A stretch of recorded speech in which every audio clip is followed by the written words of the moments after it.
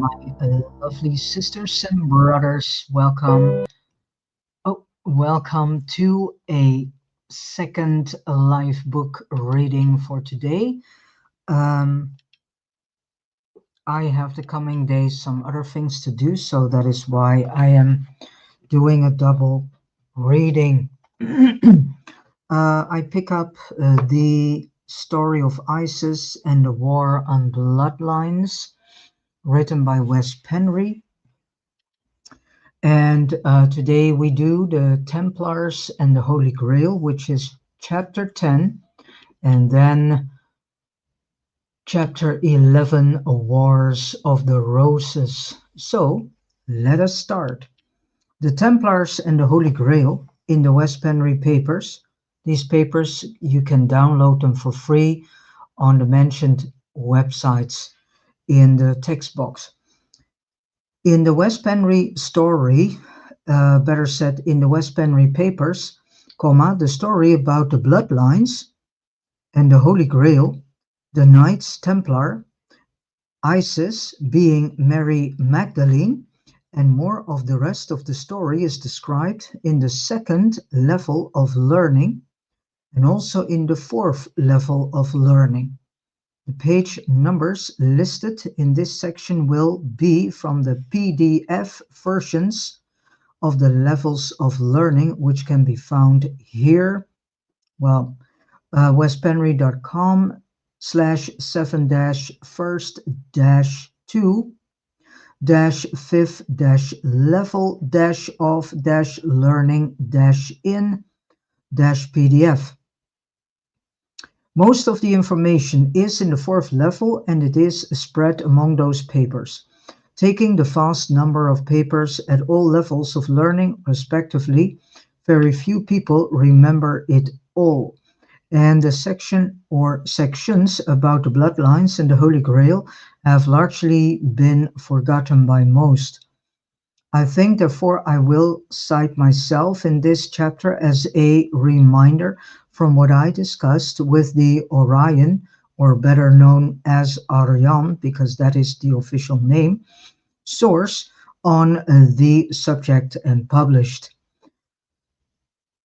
There is a hidden so-called Holy Grail bloodline, which the elite want to keep as pure as they possibly can. Of course, many of these elite members have bastard offspring, but they were more or less cast out and created their own watered-down bloodlines all over the world. Therefore, we have the Morgans, the Buchanans, and the Bowers, etc., amongst regular people as well, although those names are elite bloodlines. Some of these people claim family ties to the super-rich elite, and on some level the ties are there, but they would hardly ever be acknowledged by the real elite. So the bastard bloodlines are too watered down to be useful. Therefore, these people are often as much slaves in the eyes of the elite as those whose names are Anderson or Taylor.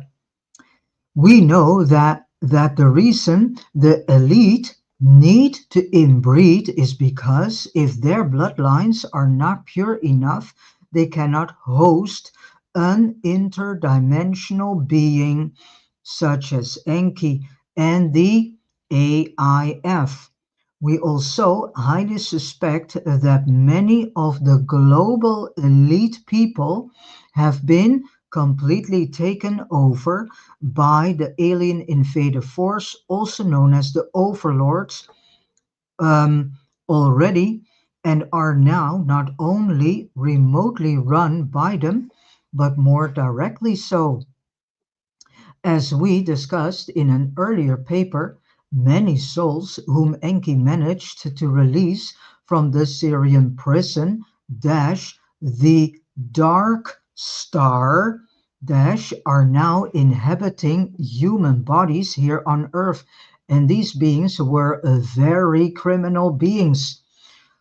murderers, so to say. So, but more are waiting to be released when a new chance arises, if ever. The last part is important to remember. Today's elite on the more advanced levels is completely taken over by the renegades from the Syrian prison. Where Khan and Lil put them? And here is more. The, between quotation marks, Fisher Kings became one of the terms for the Merovingian kings, who were the elite bloodline of the patriarchal regime, the bloodline which Marduk and Enki decided to protect as their own main elite bloodline. It needed to be protected. Therefore, what can be compared to as a, between quotation marks, police force or semi-military force was created. This force wore the celestial cross, which is the symbol of Ninurta, something that was never spoken of. The Ninurta bloodline survived through Isis' descendants, also known as the Grail bloodline. This police force was, of course, the Knights Templar, and although they had different tasks to perform, the protection of the Holy Grail bloodline was their main duty. The term the Fisher Kings in the section above ultimately refers to the original Fisher King, which according to the Gospels was Jesus. Sir Lawrence Gardner put it neatly in a book, and he wrote many years ago the following. We now know that there are allegories within the Gospels, the use of words that have hitherto been misunderstood. We know that baptismal priests were called fishers, while those who aided them by hauling the baptismal candidates into the boats in large nets were called fishermen, with the candidates themselves being called fishes. The apostles James and John were both ordained fishers, but the brothers Peter and Andrew were lay fishermen, to whom Jesus promised ministerial status, saying, I will make you to become fishers of men. Apart from eventually becoming a fisher, Jesus also was referred to as the Christ, a Greek definition from Christos, which meant the King. In saying the name Jesus Christ, we are actually saying King Jesus and his kingly heritage was of the royal house of Judah, the house of David, as mentioned numerous times in the Gospels and in the epistles of St. Paul. From AD 33, therefore, Jesus emerged with the dual status of a priest Christ, or, as is more commonly cited in Grail lore, a fisher king, and this definition, as we shall see, was to become the hereditary and dynastic office of Jesus' heirs. And these succeeding fisher kings were paramount in the continuing bloodline of the Holy Grail. Jesus is portrayed as King Jesus, and sometimes as the King of Kings, I.E, the Khan.us, Khan.ur, and who is the Syrians' Kanus, Kanur, Marduk, Although the Knights Templars, under false premises, protected the female line of Queen Isis, also known as Mary Magdalene. Gardner mentions this as well in his Bloodline of the Holy Grail. Here a quotation of his book. This was especially apparent during the age of chivalry, which embraced a respect for womanhood, as exemplified by the Knights Templars, whose constitutional oath supported a veneration of the Grail Mother, Queen Mary Magdalene. By Isis and Marduk creating this new bloodline, Marduk is laying claim to the throne that Ninurta has inherited. In fact, the Isis-Marduk bloodline becomes what is referred to as the Grail line, or that of the Fisher Kings. They are signifying the aquatic bird tribe of Enki/Nergal, which we were discussing earlier in conjunction with the Syrian wars and the Dark Star. This bloodline has been very well protected throughout history, and something similar to a, between quotation marks, police force was formed already at an early stage. Isis/Ishtar/Lilith/Inanna now becomes the handmaiden to Enki/Nergal. The secret police is wearing one of Ninurta's symbols, the, between quotation marks, celestial cross, to signify that they are protecting the seed line of Isis/Ishtar/Inanna. The offspring are now direct descendants of Ninurta and are thereby claiming his right to the throne of Orion, or better known as Arion, which was given to him by Kan-Enlil and Queen Nin. Ninurta's inheritance, which Enki claims, includes the Earth, Sagittarius, the constellation directly related to the center of the Milky Way galaxy, Ursa Major, and a lot of other asterisms belonging to the Orion Empire. The tribe of Dan becomes a direct line as well to Ninurta's throne via the seed line created by Marduk and Isis. So those who are of the tribe of Dan and are still alive on earth today are the offspring of Marduk and Isis. Isis then becomes the, between quotation marks, Eve of this bloodline, and she is instructed to have sex with the progeny of this seed line to keep it as pure as possible. In the ancient records, it is said she has a temple where this takes place, and she is working as the, between quotation marks, breeder, foremost as Inanna and Ishtar. She then becomes known as the, what is known as harlot, or the whore of Babylon.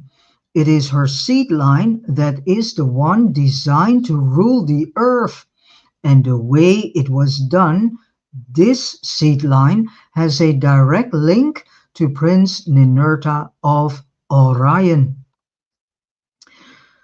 This is a serious attempt by Enki and his son to take the power away from Ninurta and give it to themselves, believing that the more purity they can provide via themselves and a long line of progenies, the better their chances are to inherit the throne of Orion in a more, between quotation marks, legal way, regardless of what the Queen and the King of Orion, better known as Arion, think about them.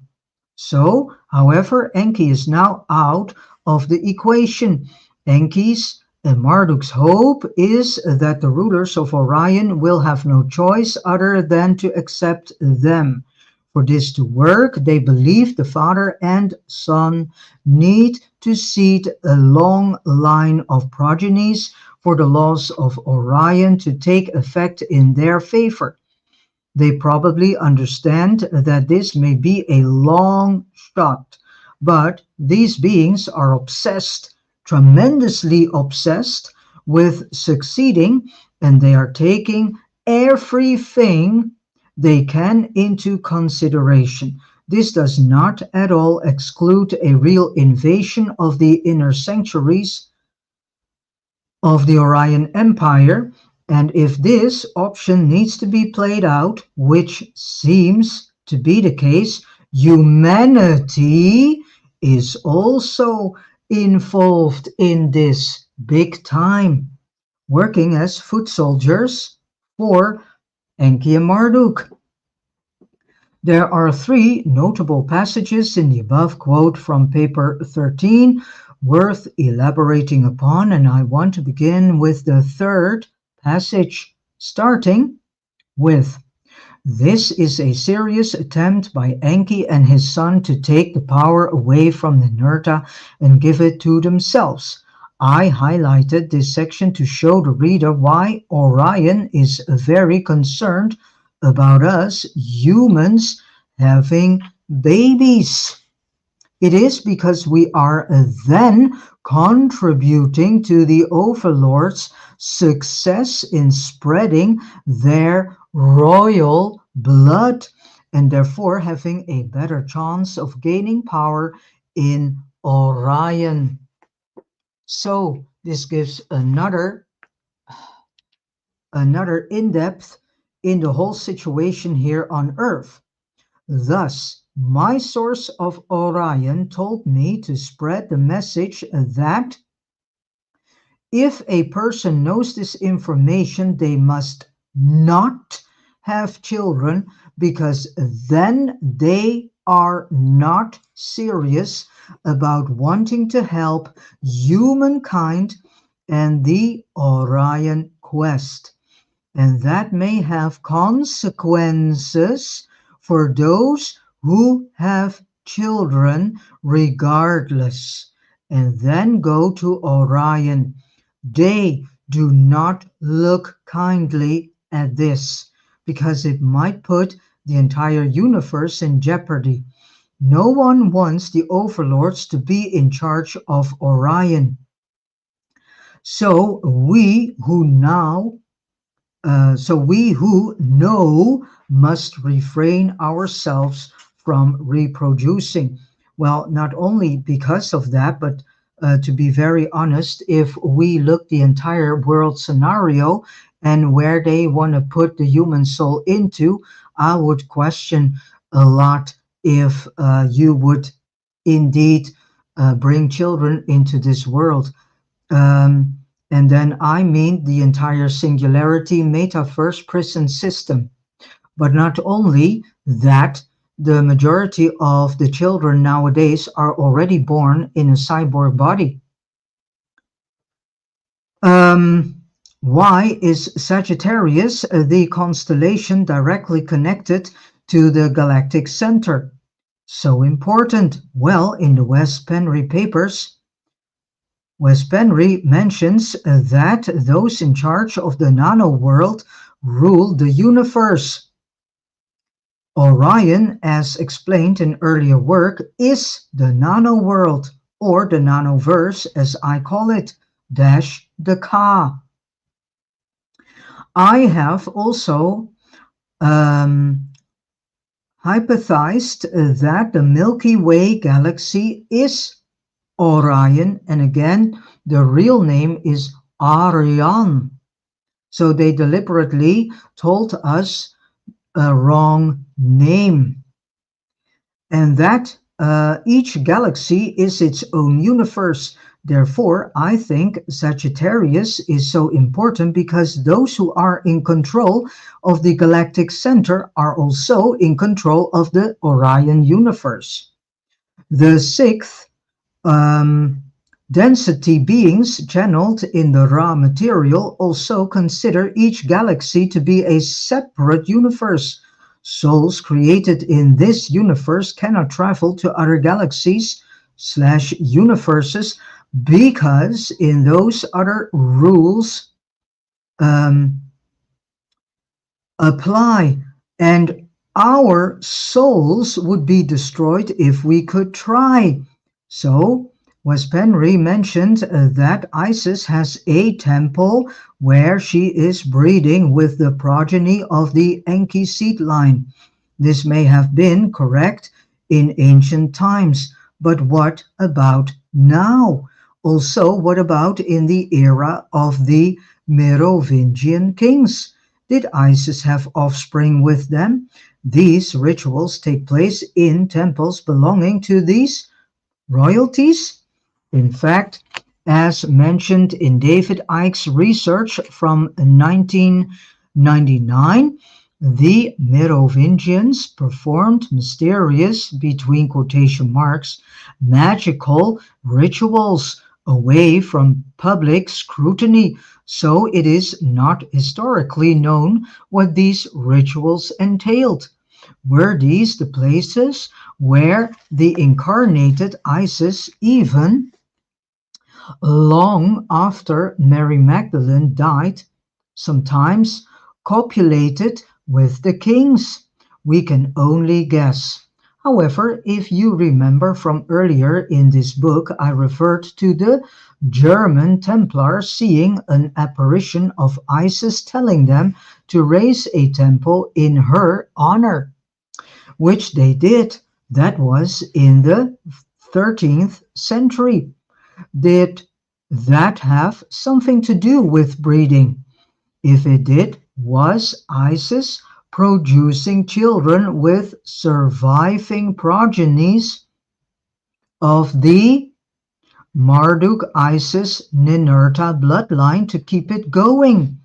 Perhaps unrelated, an ancient temple dedicated to Isis in the 3rd century BCE, around 280 BCE, was restored and partially rebuilt between 1960 and 1970, and it was moved, stone by stone, to an island called Agilka in Egypt.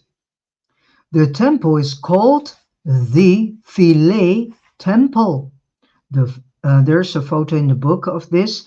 And below this is the Rosicrucian Museum.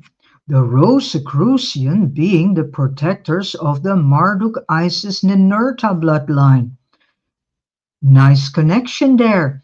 Has this place being used since the 1970s to keep the Holy Grail alive? Or was it built for future use for that same purpose? The temple is open to public, but of course, only between certain hours. If this location is used as a breeding location for the sacred bloodline, it is perfectly placed on an island where you need a boat to visit. It is a simple task to gain privacy. And with this said, I also go now into the chapter 11, Wars of the Roses. In mythology, the first red roses are said to have arisen from the blood of Adonis for the love of Aphrodite. Thus, they have become symbolic of love and often resurrection. In Christian symbolism, the red rose stands for the blood shed by Jesus on the cross. It has also become a symbol for earthly love, a tradition which continues today, such as Valentine's Day. The rose may represent the Virgin Mary, and thus virginity or fertility and passion. It is beauty and perfection, happiness and grace, yet it is also sensuality and seduction. Roses and lilies have been symbols of Mary since earliest times, the rose emblematic of her purity, glory, and sorrow, was her attribute as Queen of Heaven and a symbol of her love for God and for Christ, her Son. The lily represented her immaculate purity, her innocence and virginity. All right, so this is what is being stated under mythology. Chapter 11, the rose is an ancient symbol and part of Wars of the Roses. And as we can see in the first quote above, it goes back at least to the second construct with Isis as Aphrodite in Greek mythology. As most people know, the rose is also a symbol of love, and who is the goddess of love? Well, Isis slash Aphrodite slash Inanna slash Ishtar, same deity. It is also a symbol for Jesus, the Virgin Mary, and thus Mary Magdalene, the two latter being the same person, and the divine feminine within secret societies, such as the Rosicrucians, the Golden Dawn, and the Oto.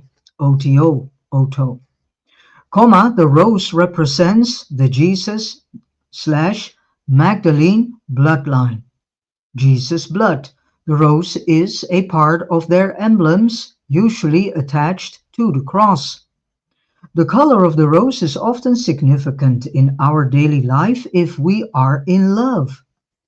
We usually give the lady in question a red rose, while the black rose can sometimes symbolize hatred, despair, death, rebirth, and so on. In this chapter, we will specifically focus on the red and the white roses. Since these two roses and these two rose colors are represented in the famous Wars of the Roses, fought between the houses of Lancaster and York for the English throne between 1455 and 1485, so 30-year-old war.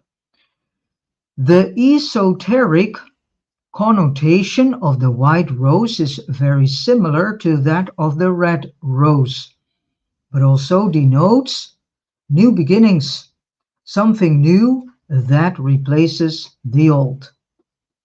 From Christian iconography of Mary and the Christ child to ancient Greek and Roman myths about a goddess of love, Venus, white roses have always held a divine connotation. White roses can also symbolize hope and the promise of new beginnings. The white rose also symbolizes the birth of Aphrodite, also known as Isis, the divine feminine from the esoteric perspective of secret societies, such as those mentioned above, adding certain branches of Freemasonry to the list. But for most, as it is being used in such societies and currently as the symbol of Yorkshire, England, denotes the purity of the Virgin Mary. So the wars were named after the emblems of the two houses, the white rose of York and the red rose of Lancaster. Eventually, the House of Tudor of the Lancaster branch, the Red Rose, won this civil war when Henry Tudor, Henry VII, defeated and killed Richard III at the Battle of Bosworth Field in 1485, and the wars ended. King Henry VII then united the houses by marriage. The feud is completed and complicated. The feud is complicated, and so much happened back and forth that it is a subject for an entire book. So I will stick to what is relevant to this writing. It is easy otherwise to get lost in the political scene of England in the 15th century. So how the House of Lancaster came to power. After the reign of Edward III, who reigned from 1327 to 77, the House of Plantagenet was divided into two sections. Edward's son, Edward the Black Prince, as he was called, formed the House of Lancaster, while his brother Edmund of York founded the House of York.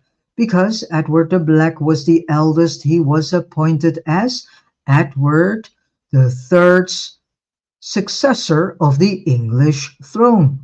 However, Edward the Black died 1 year before his father died in 1377, but had a son, Richard II, who became the next king of England.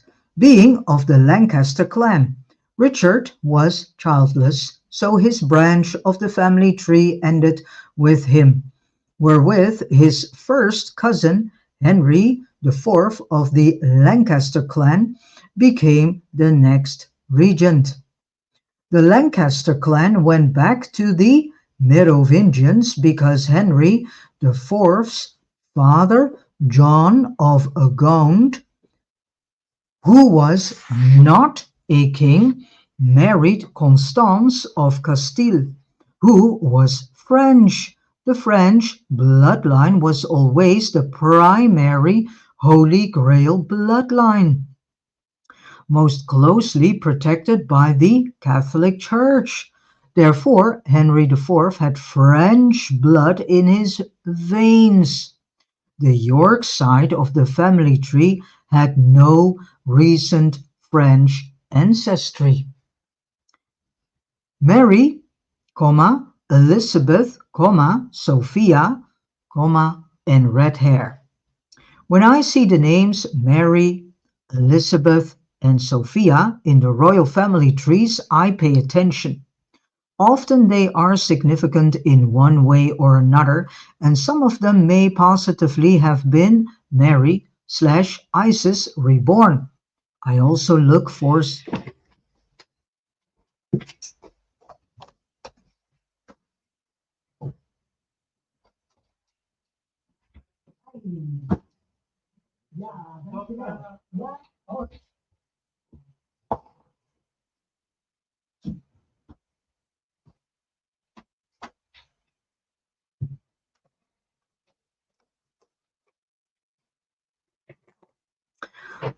I also look for sudden red-haired women among the royals coming up from so-called nowhere.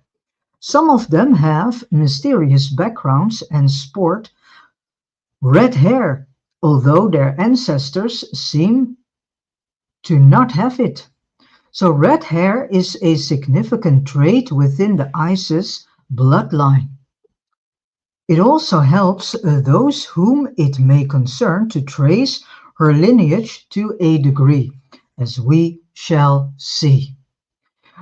Many Marys and Elizabeths were redheads. Not so Mary the Bohun, Henry the Fourth's consort, from what we are told. She died young in childbirth, but birthed the next king in line, Henry the Fifth. There is no evidence that Mary de Bohun was Mary/Isis, but she carried the name Mary. And she was significant because it seems like a plot was instigated during her and Henry the Fourth's reign to put their son Henry the Fifth on the throne of France. Whether or not Mary was Isis, it appears she had pure blood, and they apparently wanted to strengthen the French bloodline. Therefore, Henry married Catherine of Valois, who was French. The reason Catherine married the English monarch Henry V was to fulfill the plan to put him on the throne of France as a DNA booster. Although Catherine managed to put her son, Henry VI, on the French throne for a while, the plan failed. Henry VI had a son, Edward of Lancaster, but he died young without having a successor. However, Catherine did not give up. After Henry V's death, she remarried Owen Tudor, and the two started the House of Tudor lineage. More about them in a minute. It was during Henry the Sixth reign that Richard of York disputed the Lancasters' right to rule England, probably because Henry ascended to the French throne. Thus, Richard of York's son, Edward IV, took over when Henry IV went to France in 1461, and he ruled until 1470, when Henry IV came back to England and regained the throne of England, thus taking it back from Edward IV. However, Henry IV conveniently died in 1471, where after Edward of the York clan claimed the throne once more. Until his death in 1483, the throne remained with the House of York, when Edward's brother Richard III succeeded the throne.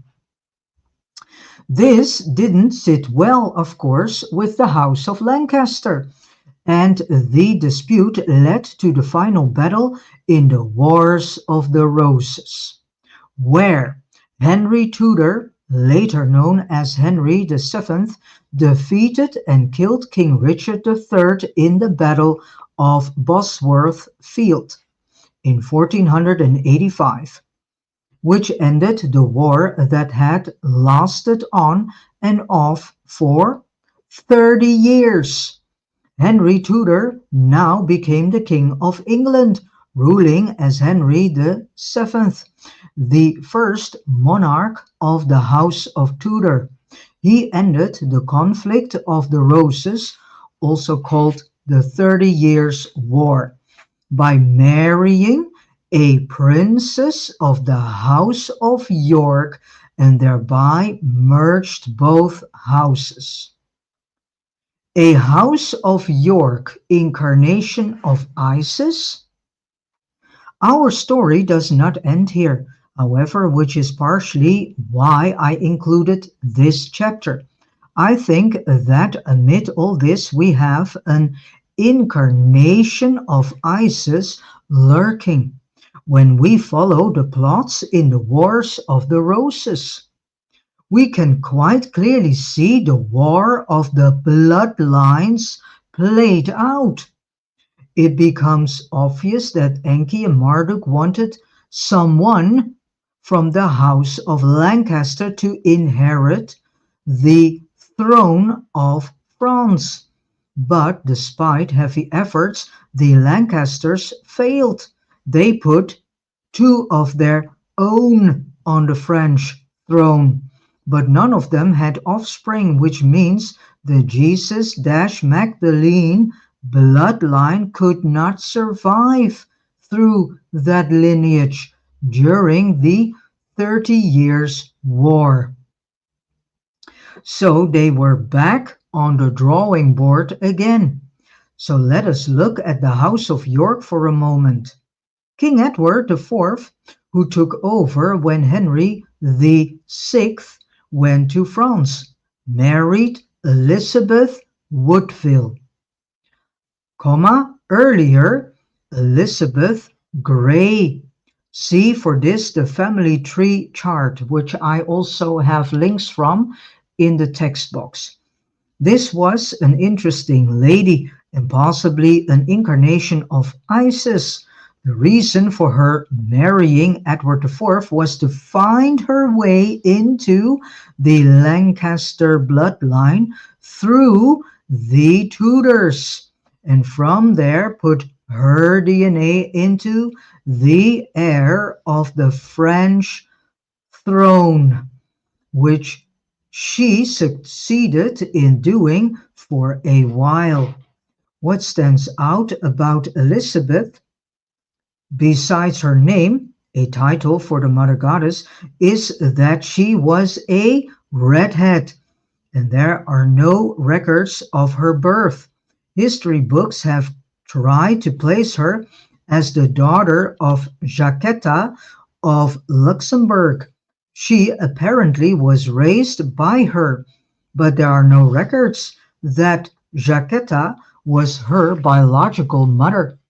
Elizabeth's DNA mixed with the Tudor family later on often created redheads. It used to puzzle historians that so many Tudors had red hair. But the conclusion was that the red hair came from Elizabeth Woodville. So Isis is legendarily known as the goddess of love, sex, and war. Elizabeth played a key role in the Wars of the Roses and a crucial role in securing the accession of Henry VII of the House of Tudor in 1485 after Richard III was slain. She made sure her daughter Elizabeth of York, another red-haired Elizabeth, married Henry Tudor, which also happened. This ended the wars, which was exactly what Elizabeth as a potential Isis wanted, because now she saw her chance to get her DNA into the French royal bloodline. Again, not directly, but via her granddaughter with Henry VII, Mary Tudor, yet another Mary. Mary Tudor. Mary Tudor was briefly Queen of France and the third wife of Louis XII. So, see the French royal family tree in the appendix. This link is also mentioned in the text box. Louis was more than 30 years older than Mary, who married him when she was 18 and he was about 50. However, they were only married very briefly, desperately trying to produce an heir, but some say Louis was too old for such bedroom adventures, and he died without being able to impregnate Mary. Others say he died from a gout, but either way, no heir was produced. So after Louis XII's death, there was a big problem, placing Mary somewhere in the French court. So again, the strengthening of the Jesus-Magdalene bloodline in France failed. The fascinating continuous story about Jane Grey. Elizabeth Woodville's first marriage before she married King Edward IV was with John Grey of Groby, a minor supporter of the Lancaster clan. However, he died at the Second Battle of St. Albans, leaving Elizabeth a widowed mother of two sons. We know next to nothing about these two children. Still, Elizabeth's granddaughter, Mary Tudor, through her older daughter, Frances, was the maternal grandmother of Jane Grey, the famous teenager who was the Queen of England for 9 days in July 1553, before she was burned at the stake for claiming she could hear divine voices in her head. So why is this interesting? Well, it amplifies the constant struggle with keeping the bloodlines pure.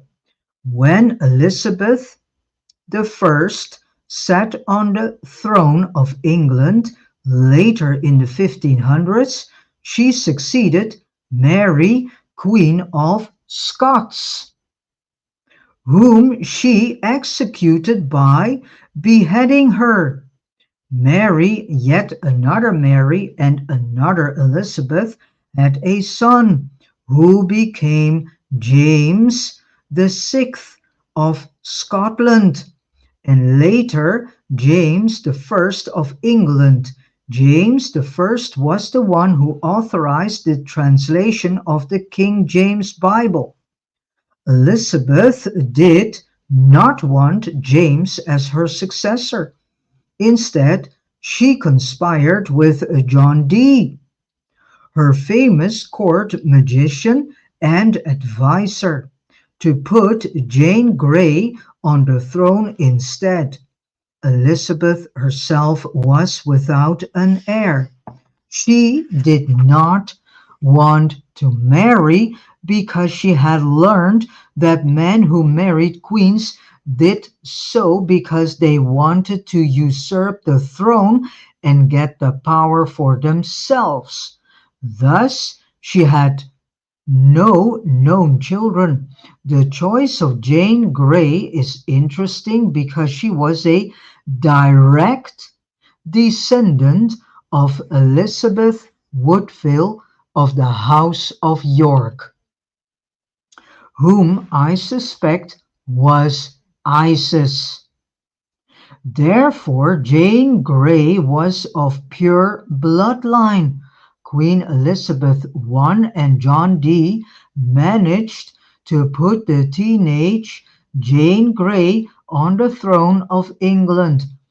But because of her clairvoyance, she was deemed a so-called witch and was burned at the stake. She claimed to have a direct channel with Jesus, among other divine beings.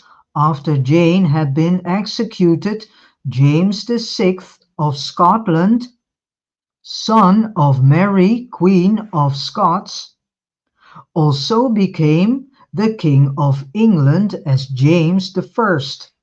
I have mentioned elsewhere that people of the purest bloodlines can easily be possessed by the overlords, and perhaps Jane Grey was no exception.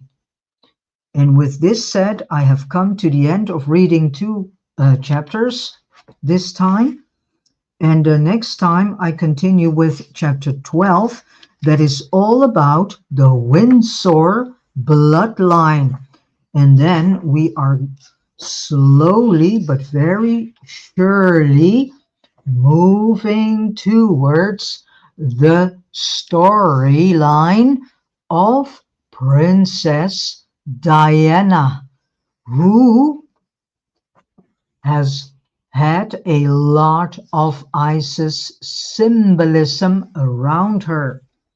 And the Windsor Bloodline chapter is quite a chapter because there we have at the end the entire story, or better said, this a piece of the story of Princess Diana. All right, so this chapter 12 I will probably do in 2 sections. Yeah, depends on, I need to count the amount of pages. But in actuality, the Windsor bloodline, an interesting bloodline. And as we can learn from this book, the story of Isis and the war on bloodlines, we can learn that all the wars in this world all have to do with bloodlines. Unfortunately, we humans, because we are not always aware of this, and we have become part of this also. Um, so not all wars are what they look like and seem like, and what is being told to us that the topic is about. We all know, well, better said, I have the idea that many people nowadays know that many presidents of the United States have royal connections in one way or another, and especially connections with the English and English throne and the throne of France. So this is interesting, and then you get a better connection also why the things are happening in the Middle East. All right. This is also one of the reasons why I present you this book in live book readings, better said through live book readings, because I think this can give a lot of in-depth information and understanding more deeply about this whole Isis, Marduk, and Enki storyline, which is still being played out in today's life in so many ways and forms. All right, I want to thank you for tuning in through Facebook, through Rumble, through YouTube. Thank you for taking some time to listen to this information. I wish you all a beautiful, joyful day filled with a lot of love, wisdom, and revelations, all coming from your own spirit. And let us listen to a beautiful piece of music um, called River in the Ice, and it is made by Ben Sound. I see you the next time. This will be after the weekend, and have a joyful weekend too. Thank you so much again, and see you next time.